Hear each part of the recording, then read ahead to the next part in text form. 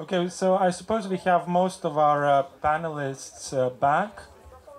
So we now have approximately half an hour for a Q&A session, which is really meant for you to dig deeper into some of the arguments and some of the ideas that have been articulated by the panelists.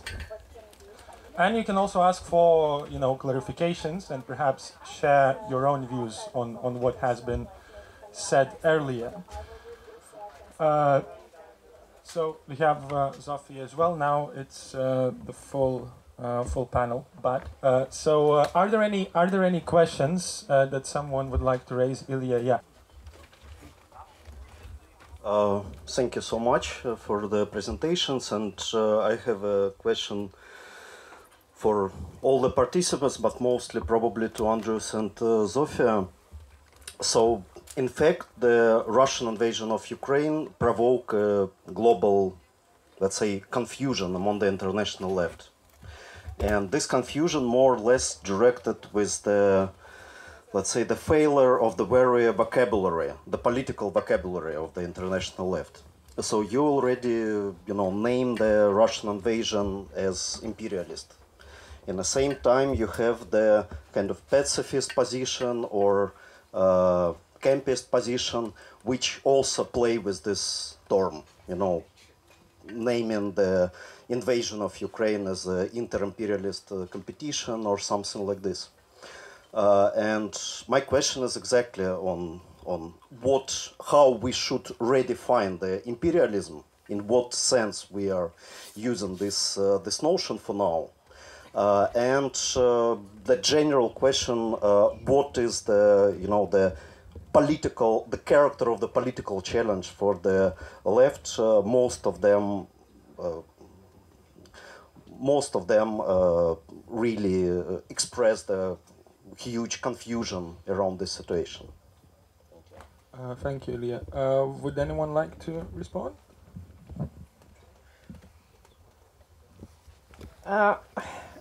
Yeah, I mean, it's part of us are intellectuals that write a lot about this situation, trying to redefine the language, understand, analyze, and propose solutions. But I think the mistake that was made here, first of all, and I think these were the thoughts that inspired me and my colleagues when we were writing a piece entitled "Enough with the Struggle of Powers," where there are quite a lot of, I think, Al-Shami, the Syrian intellectual, was also calling for very early in the invasion to basically stop with the high politics, stop with the kind of geopolitical analysis from the high chair, stop listening to all these people that engage in exactly kind of words, trying to redefine the world in some model just for the sake of it,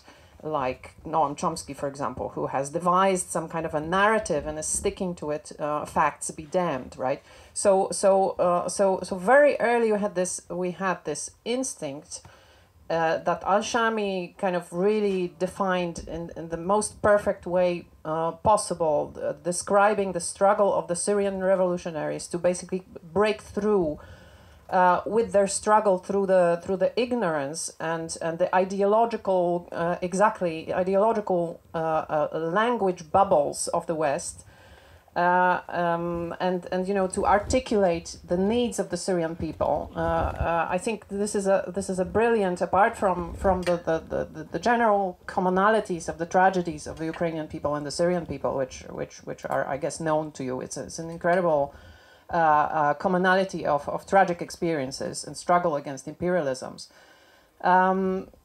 So the point here would be this is what is like. I don't know if it's the answer to your question, but it's close to my heart. And I think it is in the spirit also of very much of the left. You have to go down, zoom down to the realities of the people on the ground. Look at the details.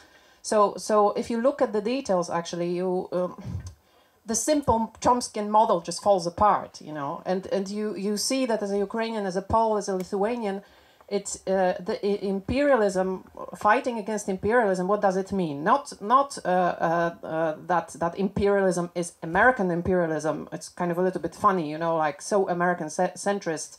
The American imperialism is the bestest imperialism, you know, like it's almost like you fight, Chomsky fights against imperialism, American imperialism, but he's so focused and so completely obsessed about it that it becomes a kind of an abstract imperialism in itself that is governing everything. And we cannot even, you know, put a word in edgewise about Russian imperialism, for example, or Chinese imperialism, or whatever imperialism, right?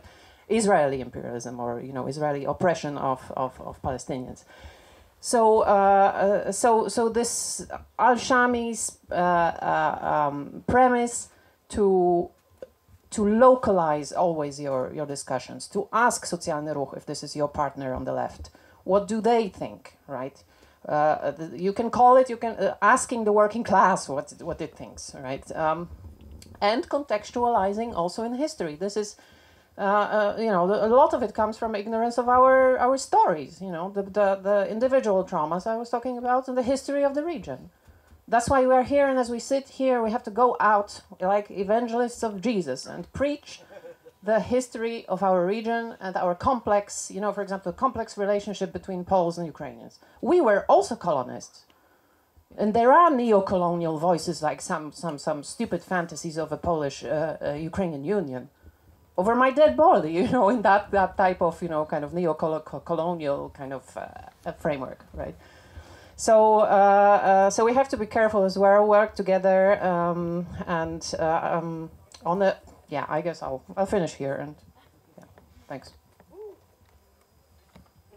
Yeah, I think, I mean, Zofia has already said, I mean, I can just echo as well. I mean, ask the oppressed, right? I mean, who is oppressing you?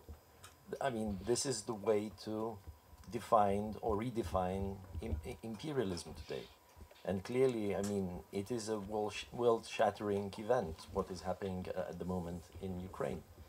And, you know, those who are trapped in their own historical arguments, well, of course, they have a good reason to do that.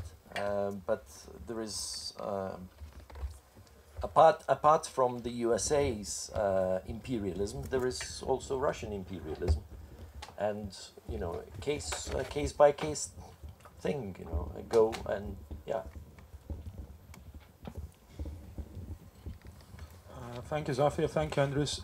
Would anyone else from the panel like to comment on this question, on how to define Russian imperialism? No, I think it's a very important question, by the way, because we on the left oftentimes speak about this concept of Russian imperialism as existing, but oftentimes we're also struggling to define what precisely that is, and that probably requires us to return to some literatures, improve on them, and also adapt them to our context. So I don't have a good answer on that, but there are articles also by Ukrainians, Yulia Yurchenko and Volodymyr Ishchenko. They actually co-wrote an article some time ago. Yeah. They co-wrote that. They co-wrote the article, which basically deals precisely with that question. And those who are interested should probably have a look at it. So it's an attempt to define what Russian imperialism is, and to do that in a Marxist vocabulary, really. Any other questions, perhaps, to our panelists? Yes. Well, actually, I would like to probably go on with this question of imperialism and bring the case, which is quite personal for me. It's about the identity and militarism in Sevastopol, which is a very... well, okay, so my mother is from Sevastopol, and what I heard from her is that her identity, like local identity, is built upon the wars, like imperial Russian wars and victories and sacrifices, and like the whole city is like stuffed with monuments for admirals, and well, it's like it's a military base, and everybody's very much like they had marches. Okay, she grew up in Soviet Union, but still, like they had military marches, and everybody would be very much like this and very proud for victories and sacrifices, etc., etc. So, and then when this election happened in 2014, this association, like the relations to Russia, but not like a contemporary Russia, but Russian Empire and Russian high culture of, I don't know, like, you know, high class culture, and with all this well-educated people who were in the city, because they were, for instance, like in the kindergarten there would be women, like wives of generals and admirals, very well educated and still working in the kindergarten, and it would be like my mother would be proud that she has such a good, you know, education because of this is a military base, the city. So what I want to bring, like what is the question then, is how this identity built on the victory, on the like of being involved in the military conflict and being the heroes, how quickly and easily it may turn into tool for manipulation, because then like in Crimea, well, people now they're in a very dark shadow zone, surviving between sanctions and fences built by Russian oligarchs, and well, they are not actually very welcome in international discourse, because they kind of was pro-Russia, and like, okay, you made your choice, and that's kind of true. Many are supportive for Russia, and like they didn't really criticize this event. And so now it's like, okay, so who they are, the victims or not the victims, or just probably just very, very doubtful people who are not and did not understand what they wanted. So, and yeah, so I would like to ask probably to comment on furthermore on this militarization of people in many countries right now in Western Europe. And so if we have a situation when there is a victory and there is a I don't know, like the state who won, and then some time passes, and then like you can address this victory as a reason to I don't know, to be obliged to, you know, to be loyal, you know, to the state which won, no matter what is the state right now, you know, like the Russia, but still, like sorry, I'm a bit probably lost in my thing, but yeah, so probably you would just comment on that thing. Yeah. So I'll try to offer a couple of words in the direction of your comments, and then pass the mic on, because the question is fairly complex, the one that you raise. And it first of all touches on two very broad aspects. The relation to the state as such, and the relation to identity as such. So this phenomenon of questioning and rewriting history and whatnot, it's not Russia specific. I mean, we need not look further for examples than again post World War II Germany, where we saw well, the Allies won, Russia was part of the Allies, and a huge number of German women were raped by invading Russian soldiers. They were the liberators, they were the Allies. And then we had the Nuremberg Tribunal, where Nazis and Nazi supporters were prosecuted for various crimes, including torture and systematic rape. Not a single case was brought against the Allies, the Russians, because that was not in line with the narrative. And it is only very recently, like the Germans might know it better, but I would say like it's within the last 5 to 10 years that we as an international society are even starting to hear about this. That maybe the Allied liberation, even though we understand that Nazi was a horrendous regime, the Allied liberation wasn't all, you know, shitting rainbows and nothing to criticize.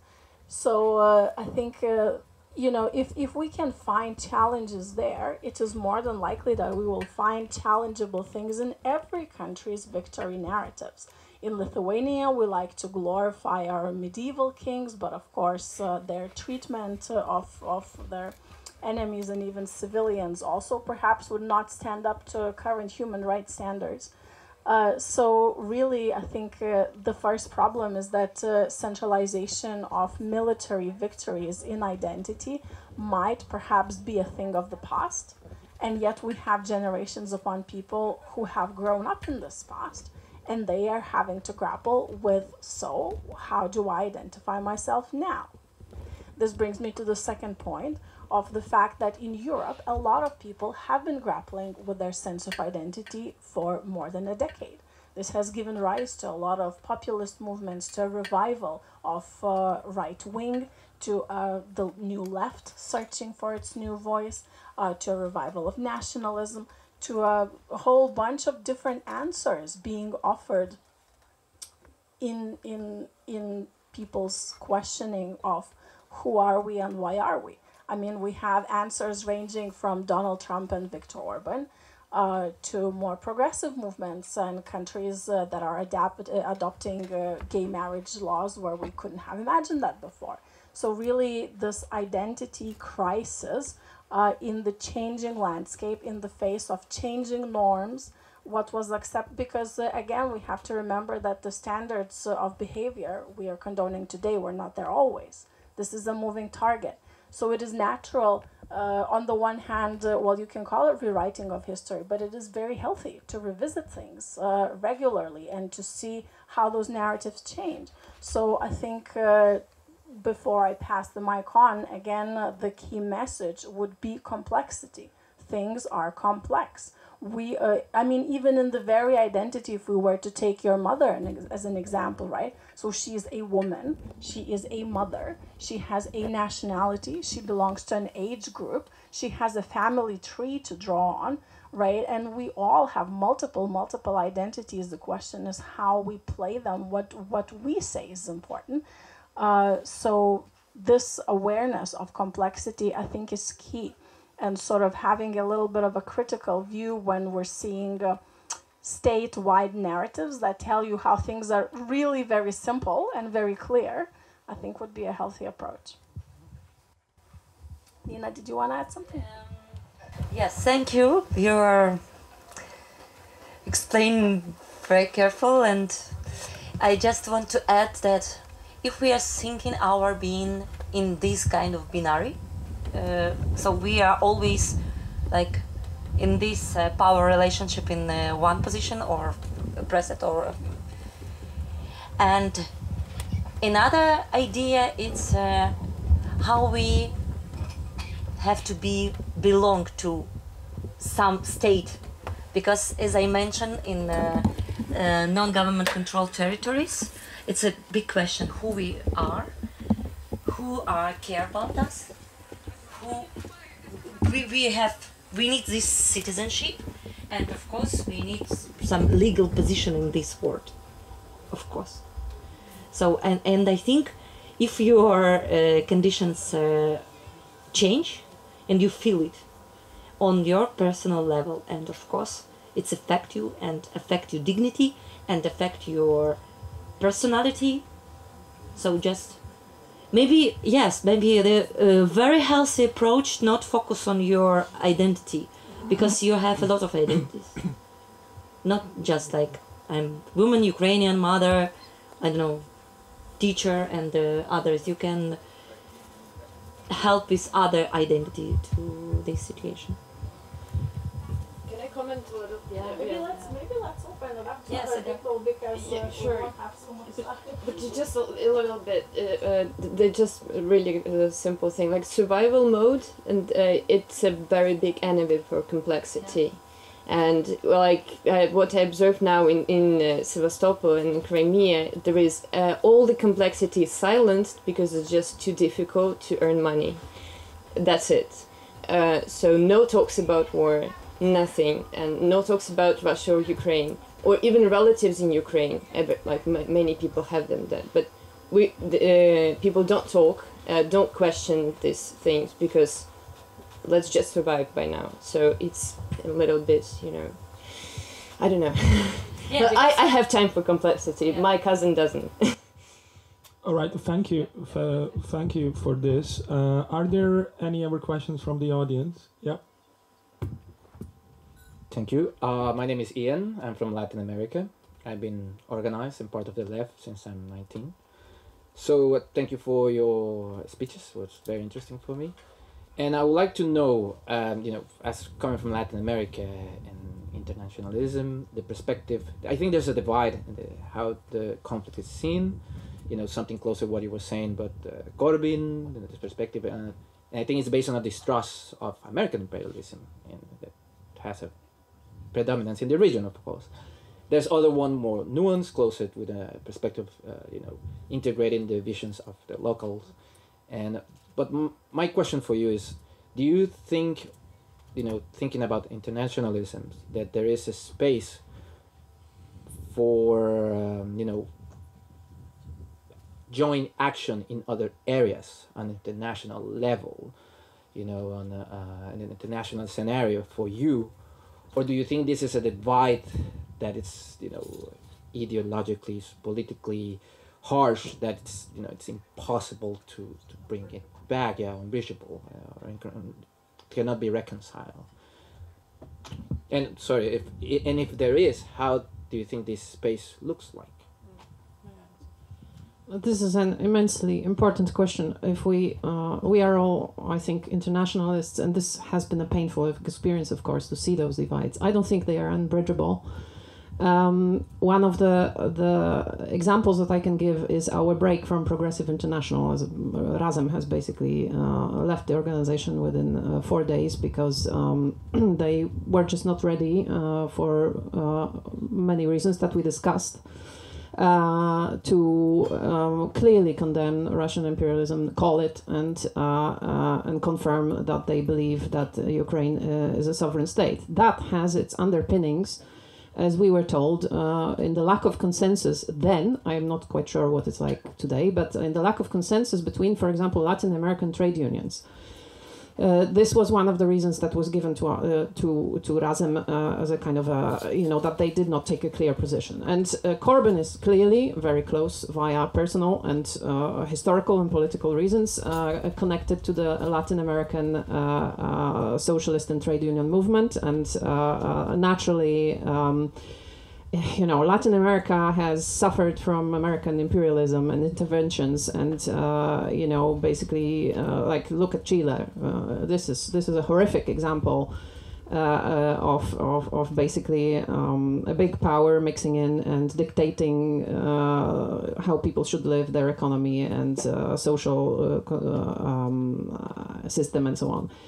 But look at Boric, for example. The great shining hope for internationalist left, and the wonderful another kind of pink wave that is happening in Latin America. Boric was able within a few days just to cut this conversation about is there Russian imperialism or not. He basically said quite clearly that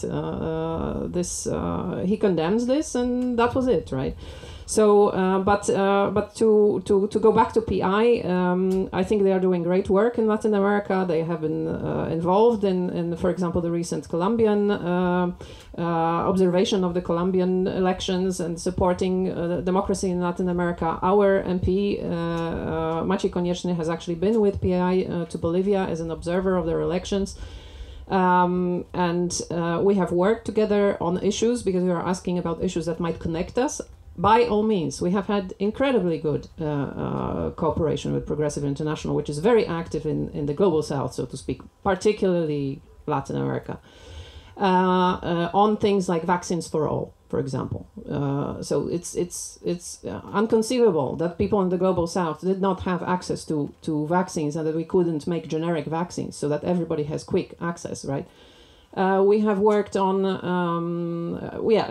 democratic observation of democratic elections in Latin America. When Polish women needed support because abortion was banned in Poland, they used their very extensive media network to amplify our voices and talk about this. And the campaign on canceling Ukrainian debt. I mean, it's a you don't have to be a leftist to understand that this is an immoral proposition for the West, for the lenders, for the Paris Club to basically come out with a hand to a fighting nation who is practically, bankrupt because of defending itself for billions of dollars and euros. Give it back to us. Ukraine is going to need a lot of funds to rebuild itself. And so this is also a thing that we managed to build a rather large coalition of parties, and we were successful with Socialnyi Rukh and also some chapters of the DSA, people who fight for democracy in Hong Kong. PI wasn't on board. I don't want to, but I think there were voices also from the environment of PI that this is the right thing to do. So we can of course still talk, and there are things that we are all leftists. It's not an unbridgeable situation, but we have to superate that obstacle, which is a crucial obstacle for the left in our region, and acknowledge that it is possible. This is a level of complexity that all of us can comprehend. That American imperialism is not the only imperialism, and we can condemn all of them everywhere, all the time. Why? I mean, it's something that is part of our values, right? And we are the ones to basically say, come join us and speak for the Palestinians, speak for the Syrians, speak for the Ukrainians, speak for the Bolivians. We have struggles everywhere, and we don't have to kind of fixate ourselves on one thing, however hard it is, but. The enemy of America is not always your friend. Sometimes it's a mortal enemy of somebody else. And if we of a working class and people on the ground somewhere else in the world, and we just have to see each other, make contacts. A lot of it is, of course, ignorance or distance, right? A lot of work to do. But I strongly believe it is not an unbridgeable gap. We will work. I am very committed to keeping dialogue, for example, with Latin American left. It's very important. Well, just to add, I don't see any reasons why we cannot condemn both American imperialism and Russian imperialism. That's the space for you. Yeah, but it happens. Well, yes. Yeah. Thank you, Zofia. Thank you, Andrius. I know that some panelists have to leave quite soon, so I think I'll ask for the last question from the audience, and I think that Carlos wants to ask a question. So. Yeah, I just have a quick question. So just to add more complexity to this whole picture that we painted today, I think. There is one more player in this whole story that we didn't talk about, and it's actually another country that was drawn into this conflict against its own will, probably. And so I just wanted to ask maybe our Ukrainian colleagues, but also if anyone else wants to reflect on it, it would be interesting to hear. Or are there any forms of solidarity taking place with Belarusian state, Belarusian colleagues, and if there are any forms of cooperation and how it looks. So if you could reflect on this, I think it would add to our discussion. Thank you. Thank you. Viktoriia, would you like to comment on it?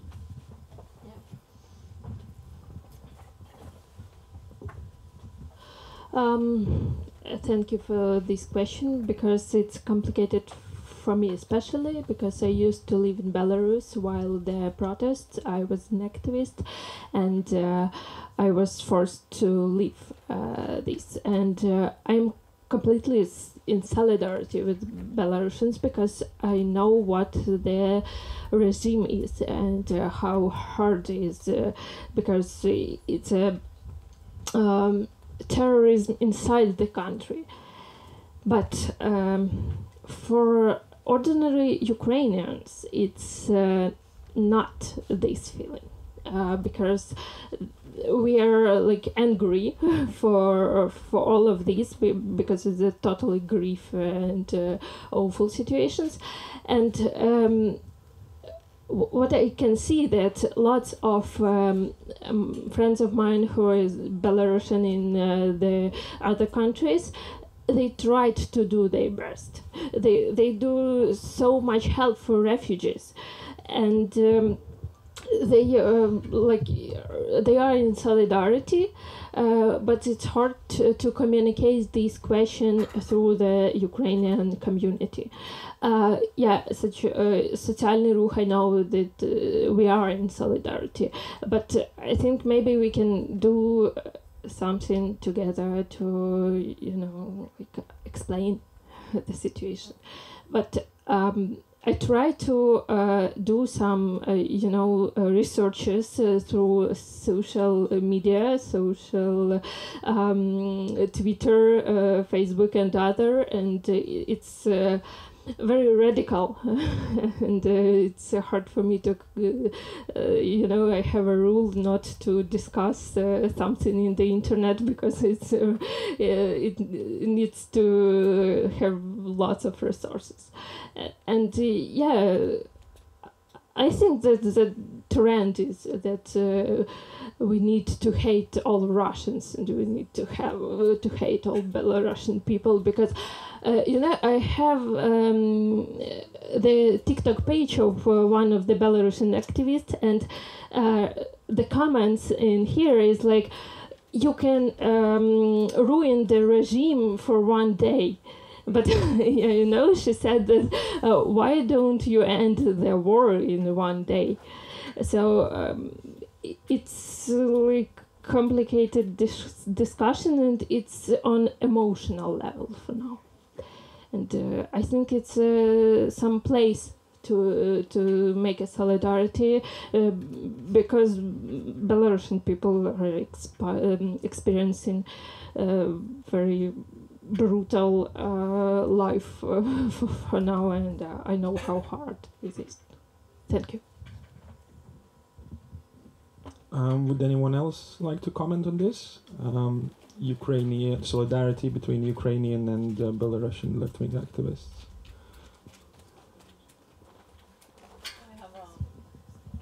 I can tell you about the campaign that we came into recently, last week actually. There is an organization, the Belarusian organization, which kind of puts itself into helping Belarusian prisoners of the regime, right? Sometimes imprisoned by the Lukashenko regime for some really trivial things.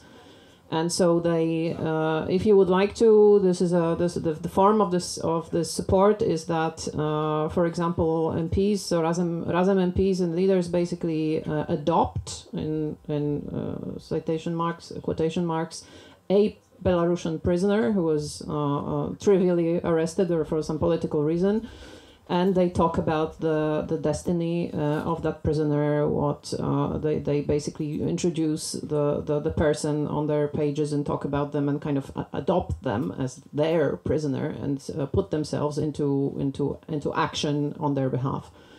So, and I guess Socialnyi Rukh also had some solidarity action, and also this European network in solidarity with Ukraine. We were doing something for trade unions of Belarus that are also persecuted right now. So, just like this war is giving also opportunity for the Lukashenko regime to crack down on all sorts of democratic movements in the country as well further.